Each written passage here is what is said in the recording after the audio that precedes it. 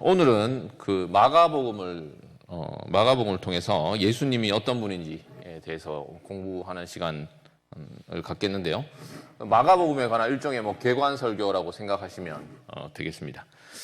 마가복음은 사실 우리가 이제 그 신약 성경의 두 번째 책인데요. 사실은 일반적으로 가장 먼저 기록된 책으로 그렇게 알려져 있습니다. 마가복음의 그 저자가 누굽니까? 마가복음의 저자가 너무 어려운 질문입니까? 마가복음 저자는 마가죠. 물론 이 신약 성경, 성경 전체의 궁극적인 저자는 물론 하나님이십니다. 모든 성경은 하나님의 감동으로 된 것으로 하나님의 말씀입니다. 그런데 인간 저자를 꼽자면 마가라고 할 수 있습니다. 그래서 사실 복음서나 아니면 신약 성경 가운데 대부분이 사도들의 기록들이 많은데 마가는 사도가 아닙니다. 또 사도가 아닌 사람이 쓴 복음서가 있습니다. 뭔지 아십니까? 누가복음이 있습니다. 마가복음과 누가복음은 사도가 아닌 사람들이 쓴 성경입니다. 성경인데, 그러면 이 마가라는 사람이 누구냐? 이 마가복음에 마가가 등장하느냐? 예를 들어 마태복음에는 세리 마태가 등장하고, 요한복음에는 그 예수님의 사랑하는 제자라고 얘기하면서 그 요한이 나타납니다. 요한이 나타나지만 마가복음에는 마가라는 이름이 나타나지 않거든요. 근데 이제 그 굉장히 오랜 그 교회의 전승이랄까요? 교회의 전통에 따르면 마가복음에 마가가 등장한다. 이렇게 얘기하는 게 있습니다. 썰 같은 겁니다. 썰 같은 건데 그래도 상당히 많은 사람들이 이런 썰을 공유하고 있었는데 마가복음 14장 51절 52절에 나오는 사람이 마가다. 이런 얘기가 있습니다. 한번 읽어드리겠습니다. 마가복음 14장 51절 52절 말씀.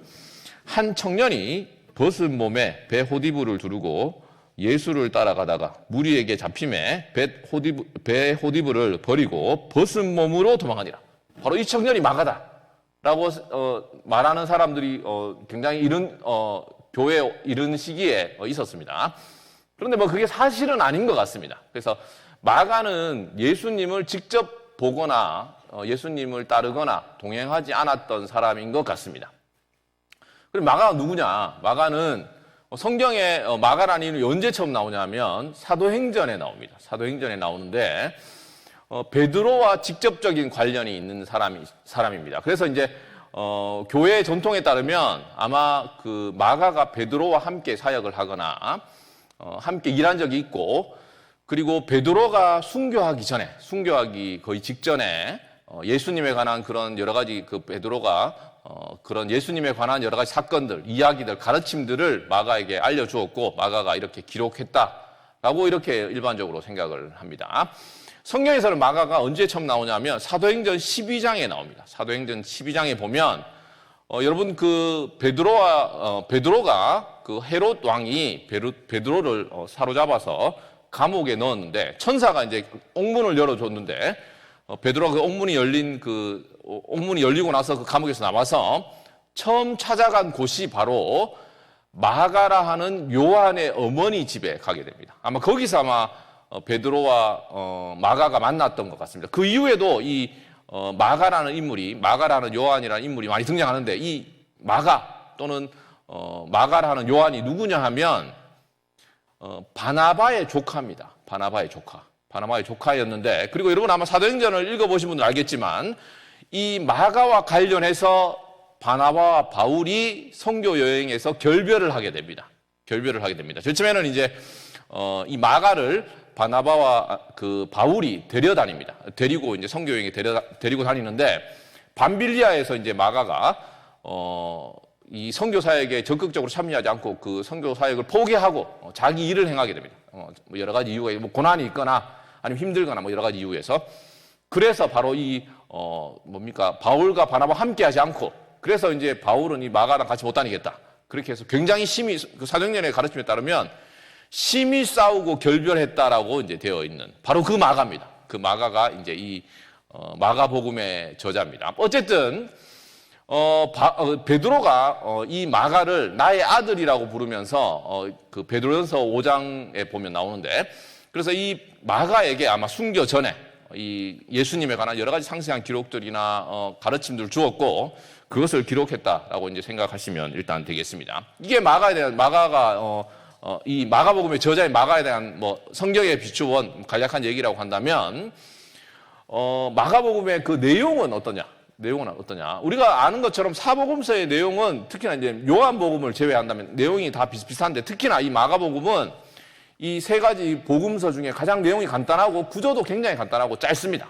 짧은 복음서인데 짧은 복음서로서 특징이 있습니다. 특징이 있는데 예수님의 가르침, 특히나 예수님 가르치면 비유 같은 것들이 있잖아요. 그런 것들도 마가복음에 물론 나타나지만 마가복음에는 예수님의 가르침이나 비유 같은 것들이 굉장히 많이 생략되어 있습니다. 생략되어 있고 심지어는 마가복음을 보면 처음 시작하는 부분을 보면 굉장히 특징적인 부분이 있는데 마태복음이나 누가복음에 보면 예수님의 탄생에 관한 기록들이 있습니다. 동정녀 마리아에게 탄생하는 탄생에 관한 기록이 있고 족보가 특징적으로 나타나는 데 반해서 마가복음에는 그런 내용이 전혀 없습니다. 전혀 없고 1장 1절이 이렇게 시작하거든요. 하나님의 아들 예수 그리스도의 복음의 시작이라 라는 그 말로 함께 시작하면서 그 말과 함께 바로 세례 요한이 등장하고 예수님께서 세례를 받으시고 또 이제 광야로 가셔서 시험을 당하시고 그리고 베드로와 안드레를 부르시는 그런 아주 사건들이 빨리빨리 이제 진행이 됩니다. 빨리빨리 진행이 되고 마가복음의 내용은 굉장히 구조도 간단한데 1장에서 8장까지의 내용은 1장에서 8장 그러니까 사실은 이 공간복음 마태, 마가, 누가복음의 내용이 사실은 굉장히 비슷하거든요. 그래서 심지어는 누가복음에서 뭐 이런 거 그냥 이렇게 그냥 들어만 두십시오. 그리고 굉장히 특히나 더 마가복음은 구조가 간단한데 1장에서 8장까지가 예수님의 그런 앞서 얘기한 1장의 여러 가지 그런 서론적인 얘기와 함께 1장에서 8장까지가 예수님의 갈릴리 사역이 나타납니다. 뭐 복음을 전하시고 환자를 고치시고 물론 여러 가지 가르침을 주시고 그런 내용들이 나오다가 8장에 굉장히 중요한 전환점이 나옵니다. 물론 이건 다른 공간복음서 마찬가지인데 그 전환점이 뭐냐? 바로 베드로의 신앙 고백이겠습니다. 그러니까 베드로의 신앙 고백.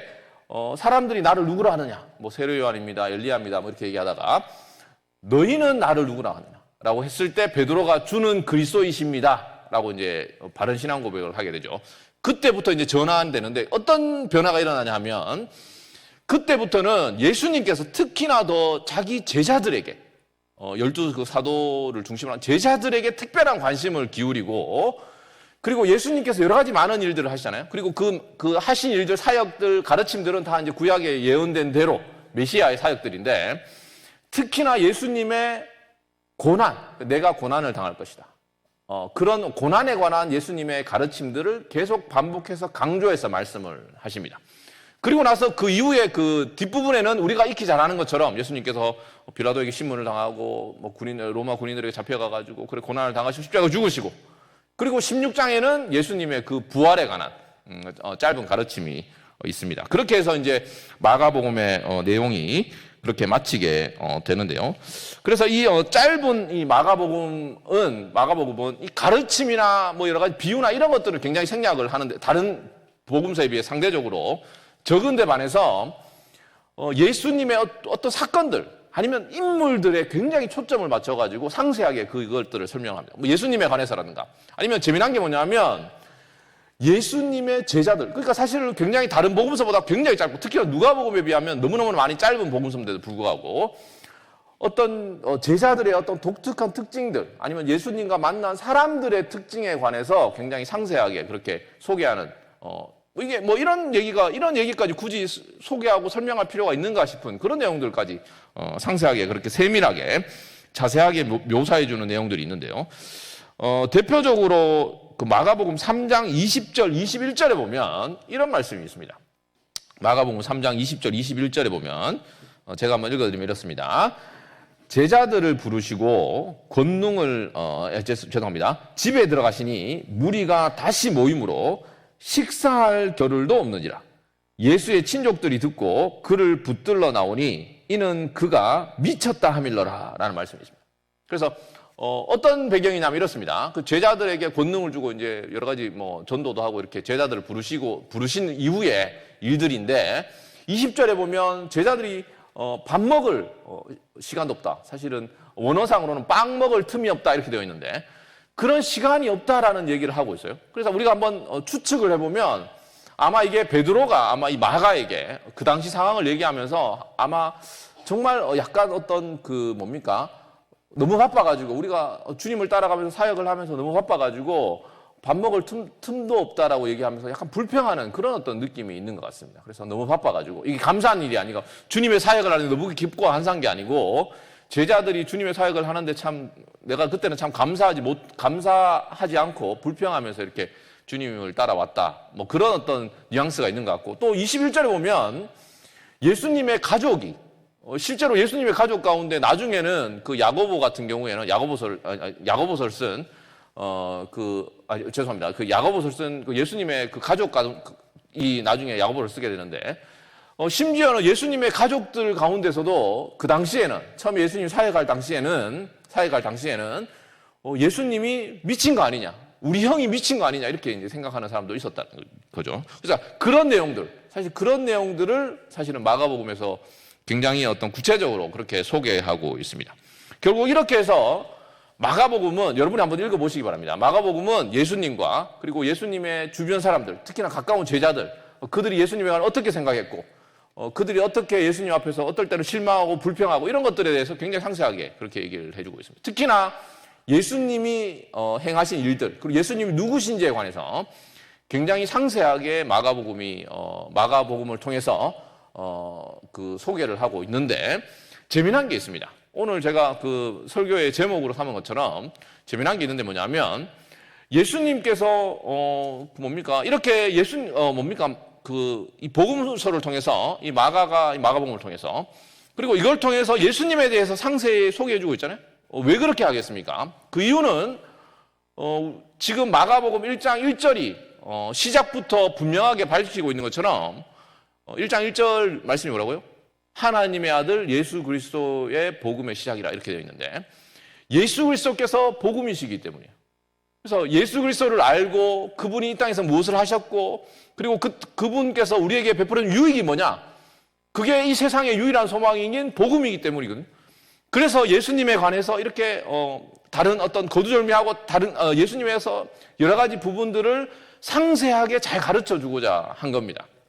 그리고 복음서 그래서 4개나 기록되어 있는 거고 그런 어떤 하나님의 약속이 어떻게 성취되었는지를 이제 소개하고 있는 건데 그런데 오늘 제가 설교 제목으로 삼은 것처럼 마가복음의 전반부를 보면 예수님께서 자기 자신을 소문내지 말라고 얘기하면서 자기 자신을 의도적으로 감추는 내용들이 많이 나옵니다.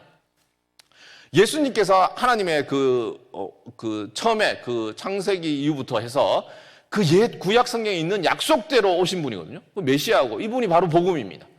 예수님이 바로 우리의 유일한 소망이신데 그러면 이분을 널리 알려야 되잖아요. 널리 알고 빨리 소문도 내고 말이죠. 그렇게 해야 되는데 예수님은 그 약속과 예언대로 오셔서 선한 일을 합니다.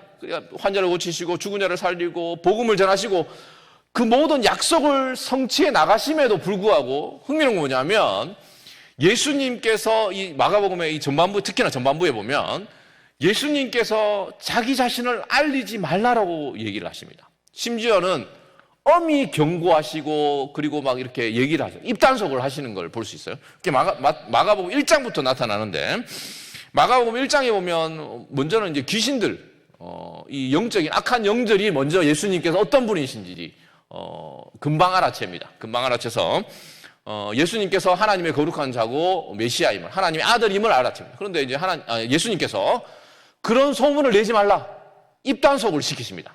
명령하시고 권위 있게 말씀하시고 뿐만 아닙니다. 그 이후에 많은 기적 사건들을 보면 마가복음에 보면 굉장히 대부분의 경우 많은 경우 전반부에는 많은 경우에 뭐 나바형 환자라든가 아니면 더 나아가서 마가복음 5장에 보면 우리가 잘 아는 그 회당장 야이로의 딸 죽은 딸을 살리시잖아요. 달리다굼 하시면서 소녀야 일어나라 하고 살리시고 나서도 이게 얼마나 놀라운 일 아닙니까? 이분이 죽은 자를 살리실 수 있는 하나님의 약속한 메시아임을 보여주는 증거로서 너무나 확실한 거 아니겠습니까?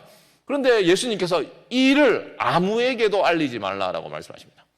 그래서 그런 일들, 예를 들어 말이 어느라고 듣지 못하는 그런 사람들을 예수님께서 고치시고 나서도 말하지 마라 이렇게 말씀하시고, 맹인을 고치시고 나서도 큰 마을에 들어가지 마라 이렇게 얘기를 하시면서 입단속을 시키십니다.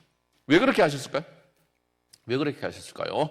이런 일들이 계속 반복된다. 예수님께서 오신 것은 우리 주님이 복음 아닙니까? 그럼 그 복음이 널리 전파되고 사람들로 더 많이 알게 되어서 이런 복과 유익을 누리도록 하기 위해서 오셨는데, 예수님께서는 그렇게 하지 마라 이렇게 얘기를 하십니다. 그 이유가 뭐겠습니까? 가장 일반적이고 가장 쉬운 답은 하나님의 때가 이르지 않았기 때문입니다.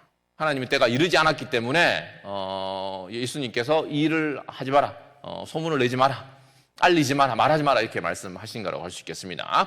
그런데 마가복음에서 또 한 가지 중요한 한 가지 이유를 소개하고 있습니다. 그 이유는 뭐냐면 예수님이 정말 누구신지 제자들에게 제대로 알려주시기 위해서였습니다. 물론 예수님은 오셔서 선한 일을 하시기 위한 겁니다. 많은 문제를 해결해 주시고 우리 삶의 문제를 당연히 해결하실 수 있습니다.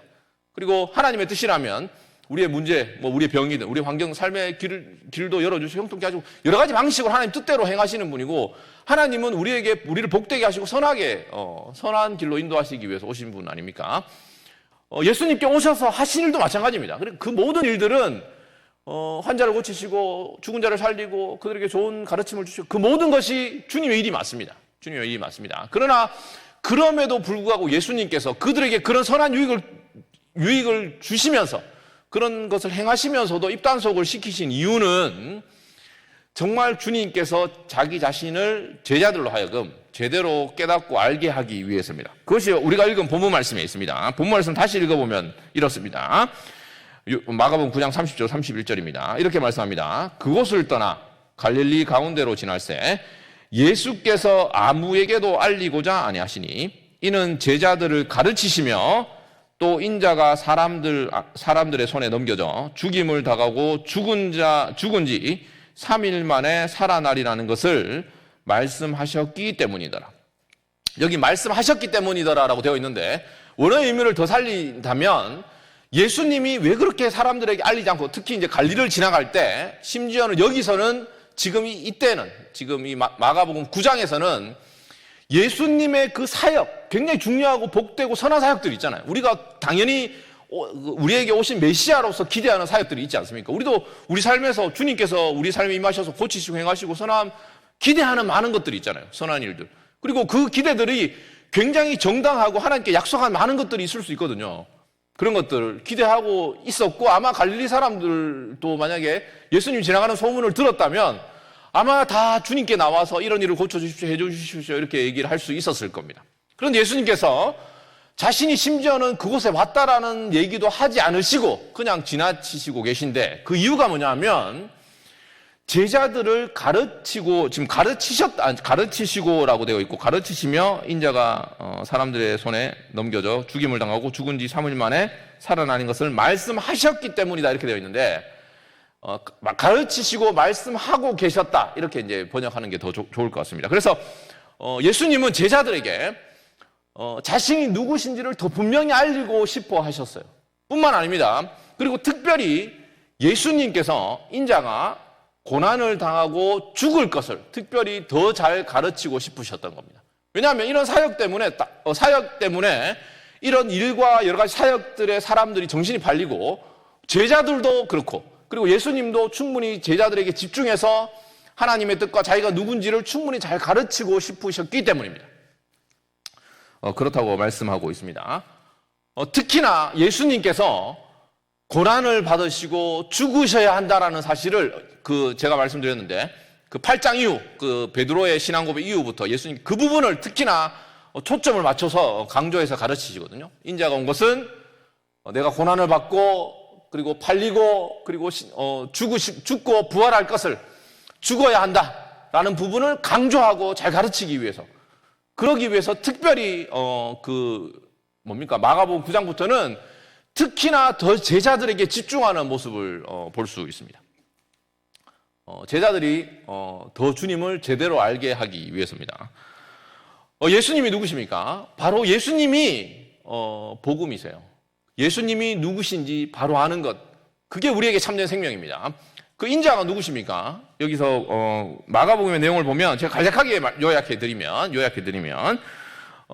예수님은 마가복음에 자신을 인자라고 그렇게 많이 소개하셨거든요. 인자라는 말은 뭐 사람의 아들이란, 그 문자 그대로 사람의 아들이라는 표현인데, 구약 성경에 따르면 인자라는 말은 하나님과 구별된 진짜 사람, 그런 영생하시고 죽지 않으시고 불변하신, 초월하신 그런 어떤 분이 아니고, 그런 분과 구별된 참 사람, 진짜 사람, 그런 의미로 인자라는 말이 구약 성경에서 사용됩니다.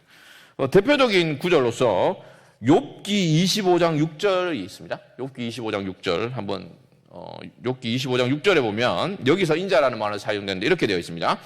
욥기 25장 6절, 하물며 구더기 같은 사람, 벌레 같은 인생이라라고 되어 있는데, 인생이라고 우리 그 구약 성경에 번역한 그 말이 바로 신약 성경에 그 인자라는 말에 상응하는 히브리어 표현입니다.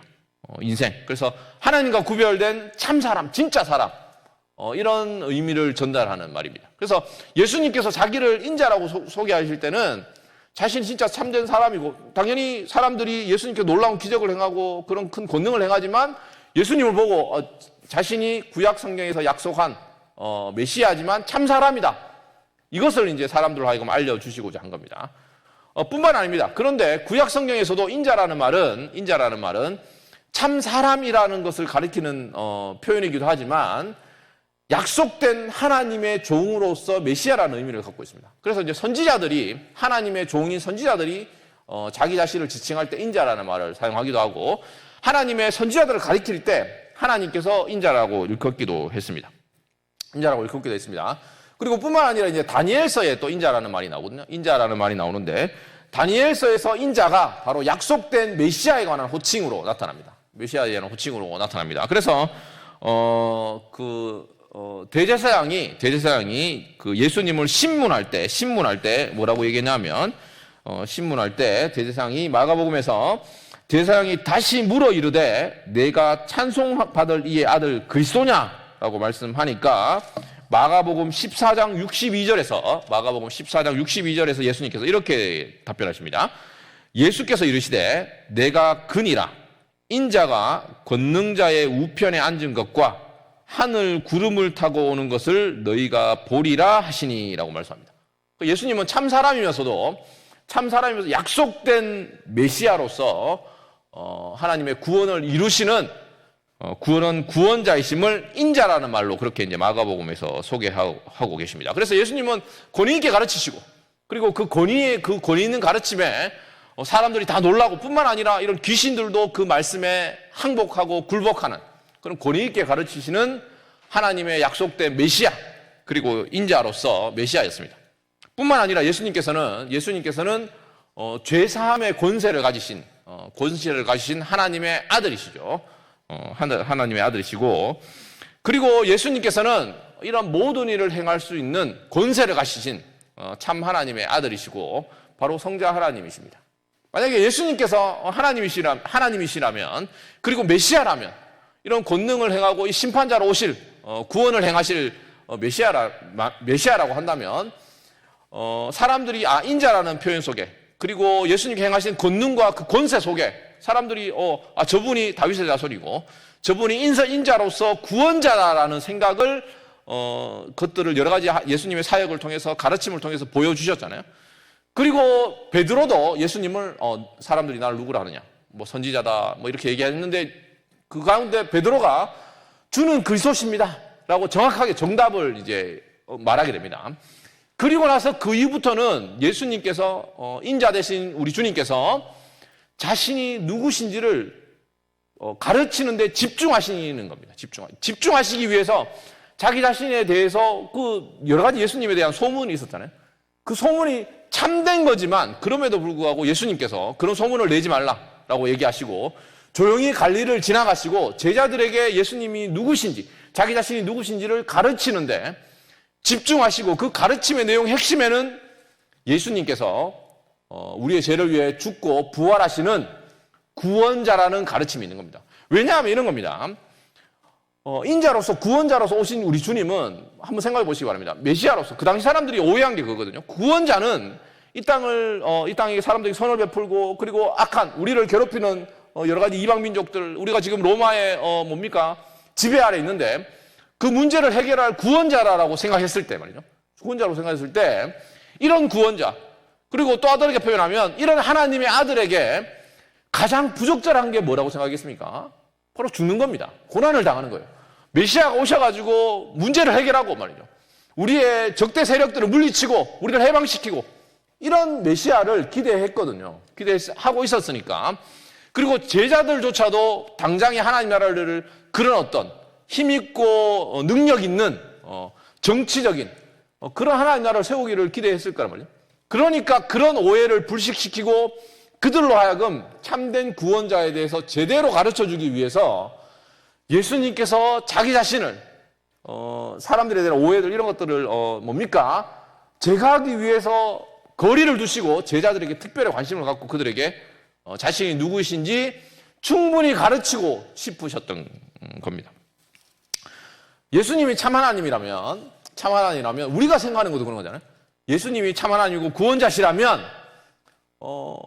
이 문제를 해결해 주시는 게 합당하지 않습니까? 라는 생각을 하는 것처럼 제자들도 그런 생각을 했을 거고 많은 무리들도 예수님에 대한 오해들을 갖고 있었거든요. 그래서 그런 오해들을 제거하고 예수님에 대해서 참된 이해를 가르쳐주기 위해서 왜냐하면 예수 그리스도를 제대로 아는 것이 구원이기 때문에 예수님을 제대로 아는 것이 복음이었기 때문입니다. 그래서 예수님께서는 이렇게 자기를 감추시고 제자들에게 특별한 관심을 가르치고 그들을 가르치려고자 하셨습니다. 뿐만 아닙니다. 예수님께서 마가복음은 예수님이 누구신지를 가르치기 위한 책입니다. 뿐만 아닙니다. 예수님이 누구신지 가르칠 뿐만 아니라 구원자 대신 그 구원자 대신 우리 주님을 믿는 그 죄인이 누군지 우리가 누군지도 함께 가르쳐주는 책이 바로 마가복음입니다. 마가복음에 보면 아까 제가 말씀드린 것처럼 예수님에 관해서도 상세한 얘기를 소개해 줄 뿐만 아니라 예수 그리스도를 믿는 예수님과 함께한 제자들이 누군지 그리고 예수님을 대해서 함께한 그 예수님의 친척들, 가족들 예수님을 따라왔던 그들이 누군지를 또 소개해 주는 책이거든요.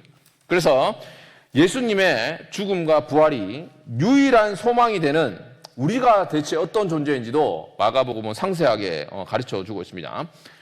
마가복음에 따르면 그 베드로가 우리가 어떤 존재인지 아까 우리가 마가에 관해서 살펴봤잖아요. 마가가 혼입을 뭔가 버리고 예수님을 따르다 혼입을 버리고 그렇게 도망친 사람인지 어떤지를 알지 못하지만 분명한 것은 적어도 베드로에 관해서는 마가복음이 정말 잘 가르쳐주고 있거든요. 그 내용을 아까 얘기한 것처럼 여러 가지 사역으로 바쁜 가운데 음식에 관해서 얘기하니까 불평하는 베드로라든가 아니면 더 분명하게는 예수님에 대해 올바른 신앙 고백을 했음에도 불구하고 예수님께서 죽겠다고 말씀하시자 그리 마소서라고 얘기를 하면서 예수님에서 심각하게 오해했던 그런 베드로에 관해서도 마가복음은 알려주고 있습니다. 베드로만의 얘기가 아니겠죠. 우리도 마찬가지입니다. 우리에게 있어서도 예수님께서는 우리의 여러 삶의 문제들, 여러 가지 형편과 문제, 어려움들을 여러 가지 허용하시고 그리고 그리고 하나님께서 자신의 미소를 감추시고 자신의 전능한 그 능력의 손을 감추시는 것처럼 보이는 그런 모든 경우는 우리에게 하나님이 어떤 분인지, 복된 우리 구주가 어떤 분인지를 제대로 가르쳐 주기 위한 기회라는 걸 잊지 마시기 바랍니다. 모든 것이 그렇습니다. 우리 삶에 있어서 우리가 생각하는 것과 우리가 기대하는 것과 우리가 바라는 것과 다른 어떤 그런 주님의 모습, 주님의 인도하심, 주님께서 우리 삶을 이끄시는 그런 모습들이 많이 있잖아요. 우리가 기대한 거 다르고 아마 2023년도도 아마 우리가 생각하는 것과 많은 다른 모습들이 기대하는 것과 낯선 그런 우리 주님께서 우리의 삶을 인도하는 것들이 있을 것입니다. 그러나 그 모든 것 가운데서 주님께서 의도하시는 것은 정말 궁극적으로는 단 하나입니다. 그게 뭐겠습니까? 바로 예수 그리스도가 누구신지를 제대로 알려주시는 겁니다. 우리가 생각하는 것과 다를 수 있겠죠. 그러나 그 모든 것 가운데서도 하나님께서 우리에게 알려주시고자 그리고 그 모든 상황 가운데서 하리고자 하는 것은 단 하나입니다. 하나님이 누구시고 크신 하나님이 누구시고 하나님께서 우리에게 보내주신 그 예수 그리스도께서 누구신지를 알려주시고자 하시는 겁니다. 아마 우리 가운데 많은 경우는 이 베드로나 아니면 제자들과 이 마가나 마찬가지로 아마 예수 그리스도께서 우리 죄를 위해 죽으시고 부활하신 주님이라는 것, 그것을 우리가 다 믿는다고 고백하지만 실제 우리 삶에서 우리가 십자가를 지고 주님을 따르고 주님께서 우리를 위해 고난을 당하시고 죽으셔야 했던 것처럼 우리도 그 주님, 우리를 위해 죽으신 그 주님을 따르는 길이 십자가의 길이라는 것을 우리가 인정하잖아요. 우리 누구나 인정하지만, 그러나 삶에서, 입으로는 인정하지만 우리가 삶에서 그런 것들을 겪었을 때는 그 대부분의 그리스도인들이 아마 하나님, 제가 도대체 무엇을 잘못했길래 이런 일이 생깁니까? 아니, 제가 주님을 이렇게 신앙생활을 잘 해왔는데 왜 나에게 이런 어려움과 고난이 있습니까? 라고 그렇게 생각하잖아요. 그러니까 베드로가 예수님께서 죽어야 한다고 할 때, 내가 인자가 고난을 받고 십자가에 죽어야 한다고 얘기했을 때 그리 마소서 얘기한 것처럼 하나님의 아들, 구원자는 죽지 말아야 된다고 한 것처럼 우리가 머리로는 우리가 복음이 예수 그리스도의 십자가가 복음의 핵심이다. 예수 그리스도에게 우리 죄인을 위해 죽어야 된다. 라고 입으로는 고백하지만 실제로 저와 여러분의 삶에서 주님께서 우리의 삶을 고난으로 인도하거나 우리의 삶의 앞길에 어려움을 주거나 우리 교회와 우리 공동체나 우리 개인에게 어려움이 생길 때 우리는 어떤 생각을 합니까? 하나님이라면 이렇게 해야 하지 않습니까? 하나님께서 하나님의 영광을 위해서라면 베드로가 그렇게 한 거거든요. 예수님이 하나님의 아들이시고 구원자라면 이것이 바로 하나님께 영광을 돌리는 구원의 길이 아닙니까? 라고 얘기를 한 겁니다. 그래서 예수님께서 뭐라고 말씀하셨습니까? 사탄아, 내 뒤로 물러가라, 이렇게 말씀하셨잖아요. 네가 하나님의 일을 생각지 아니하고 사람의 일을 생각한다라고 얘기를 했습니다. 그러니까 베드로가 올바른 신앙 고백을 하고 주님을 따라왔고 그렇게 주님의 놀라운 기적과 놀라운 것들을 경험해 왔지만, 그렇게 오랫동안 주님을 알고 주님과 함께 동행해 왔지만 베드로가 예수님을 오해했다. 예수님의 그 모든 풍성한 그 모든 모습을 제대로 이해하지 못한 게 베드로의 모습이었거든요. 저와 여러분 다르겠습니까? 우리가 지금까지 주님을 쫓아오고 신앙생활하고 바른 신앙 고백을 하고 심지어 우리가 지식으로는 우리 주님에 대해서 예수 그리스도의 십자가가 복음의 중심이다. 나는 그리스도와 십자가 주님 외에는 아무것도 알지 아니라고 작심했다. 주님의 십자가를 지고 주님을 따르는 것이 복음의 길이다라고 이렇게 얘기한다 하더라도 실제로 우리 삶에서 하나님께서 우리의 생각과 기대와 뜻과 다른 길로 인도하실 때 우리가 불평하고 원망하잖아요. 불평하고 원망합니다. 그런 우리의 모습들을 2023년도 내려놓는 저와 여러분 됐으면 좋겠습니다. 아니, 또 이런 분도 계실 겁니다. 어떤 분들은 우리가 십자가를 지고 주님을 따르는 그 고난의 길에 관해서는 납득하지만 하나님께서 풍성히 우리 삶에 또 복을 주시고 우리 삶에 변화를 주시고 실제로 우리 환경과 삶의 환경을 열어주시는 또 풍성한, 또 성장하는, 열매 맺는 풍성한 삶에 대해서는 마음이 닫혀있는 분이 있을 수 있잖아요. 또 굉장히 역설적으로 우리 교회의 모습은 늘 언제나 우리의 교회의 모습은 언제나 이렇게 고난의 길로 늘 고난의 길로 뭔가 광야의 길을 가는 것이 우리 교회의 모습일 거야라고 혹시나 2023년도 생각한다면 그렇게 낙심하고 그런 마음을 갖고 있다면 그런 마음조차도 여러분 주님 앞에서 내려놓으시고 참으로 주께서 주실 풍성한 생명이 무엇인지, 사실 이 베드로가